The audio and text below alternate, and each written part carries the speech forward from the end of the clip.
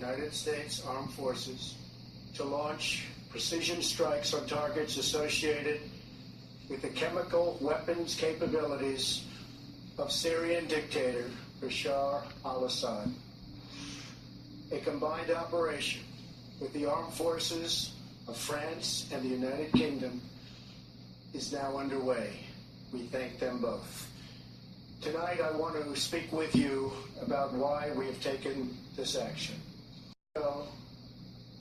Assad launched a savage chemical weapons attack against his own innocent people. The United States responded with 58 missile strikes that destroyed 20% of the Syrian Air Force. Last Saturday, the Assad regime again deployed chemical weapons to slaughter innocent civilians, this time in the town of Douma, near the Syrian capital of Damascus. This massacre was a significant escalation in a pattern of chemical weapons use by that very terrible regime. The evil and the despicable attack left mothers and fathers, infants and children thrashing in pain and gasping for air. These are not thrashing in pain and gasping for air. These are not the actions of a man. They are crimes of a monster instead. Following the horrors of World War I a century ago, civilized nations joined together to ban chemical warfare. Chemical weapons are uniquely dangerous, not only because they inflict gruesome suffering, but because even small amounts can unleash widespread devastation. The purpose of our actions tonight is to establish a strong deterrent against the production, spread, and use of chemical weapons. Establishing this deterrent is a vital national security interest of the United States. The combined American, British, and French response to these atrocities will integrate all instruments of our national power, military, economic, and diplomatic. We are prepared to sustain this response until the Syrian regime stops its use of prohibited chemical agents. I also have a message tonight for the two governments most responsible for supporting, equipping, and financing the criminal Assad regime. To Iran and to Russia, I ask, what kind of a nation wants to be associated with the mass murder of innocent men, women, and children? The nations of the world can be judged by the friends they keep. No nation can succeed in the long run by promoting rogue states, brutal tyrants, and murderous dictators. In 2013, President Putin and his government promised the world that they would guarantee the elimination of Syria's chemical weapons. Assad's recent attack and today's response are the direct result of Russia's failure to keep that promise. Russia must decide if it will continue down this dark path or if it will join with civilized nations as a force for stability and peace. Hopefully someday we'll get along with Russia and maybe even Iran, but maybe not. I will say this, the United States has a lot to offer.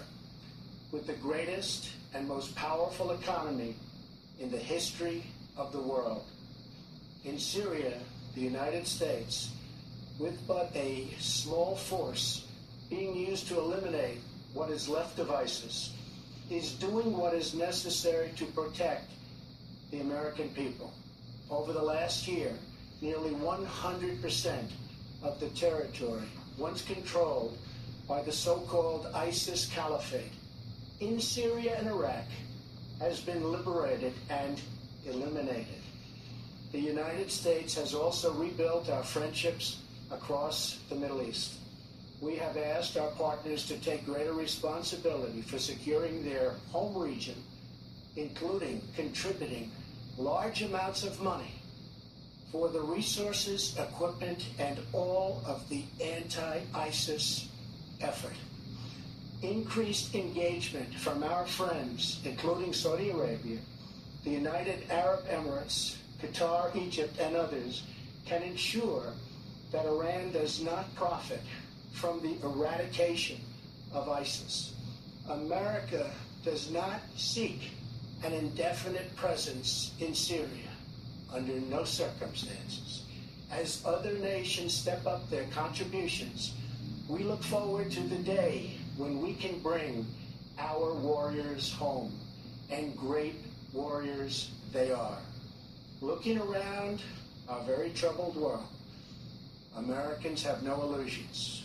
We cannot purge the world of evil or act everywhere there is tyranny.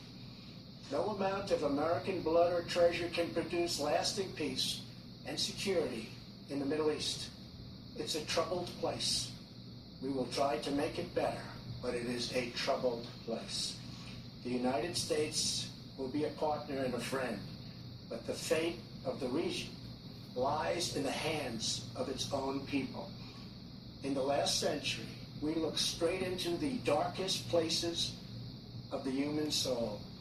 We saw the anguish that can be unleashed and the evil that can take hold. By the end of World War I, more than 1 million people had been killed or injured by chemical weapons. We never want to see that ghastly specter return. So today, the nations of Britain, France, and the United States of America have marshaled their righteous power against barbarism and brutality. Tonight I ask all Americans to say a prayer for our noble warriors and our allies as they carry out their missions. We pray that God will bring comfort to those suffering in Syria. We pray that God will guide the whole region toward a future of dignity and of peace. And we pray that God will continue to watch over and bless the United States of America. Thank you and good night. Thank you.